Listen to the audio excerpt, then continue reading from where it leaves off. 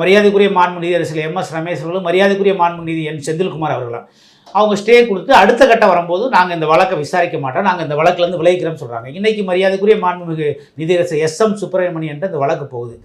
அவருக்கு என்ன நிறுவனம் தெரில, அவர் வந்து ஒரு சாஃப்ட், அவர் ரொம்ப நேர்மையான நீதிபதி, ஒரு பெரிய அறிவாளி. எல்லா நீதிபதியும் நேர்மையானவங்க தான். அவரு ரொம்ப மனம் நொந்து திறந்த நீதிமன்றத்திலே நான் வந்து தமிழ்நாடு கவர்மெண்ட் வந்து நீதித்துறையே வந்து அசிங்கப்படுத்துது அப்படிங்கிற ஒரு வாதத்தை ஒரு வார்த்தையை யூஸ் பண்ணியிருக்காரு. இது வந்து இந்த ஆளுகின்ற திமுக அரசு நீதித்துறை மீதான தாக்குதல் நடத்த முயற்சி பண்ணு. நாங்கள் எத்தனை வழக்கு இந்த மாதிரி எல்லா வழக்குலையும் நீதிபதிகளை மிரட்டுறது, நீதி அந்த விலகில் போகிறது. ஏன் நீ வேறு மாநிலத்துக்கு நீங்கள் வந்து கேட்குறீங்க? ஏன் தமிழ்நாட்டு மேலே உங்களுக்கு நம்பிக்கை இல்லையா? இங்கே உள்ள நீதிபதி மேலே உங்களுக்கு நம்பிக்கை இல்லையா?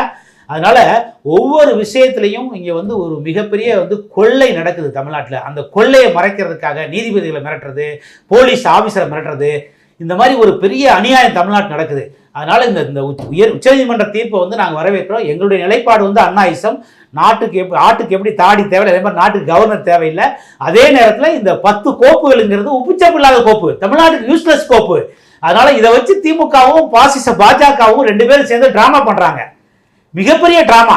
எனக்கு என்னமோ இதில் ஒரு மிக வலுத்த சந்தேகம் இருக்கு.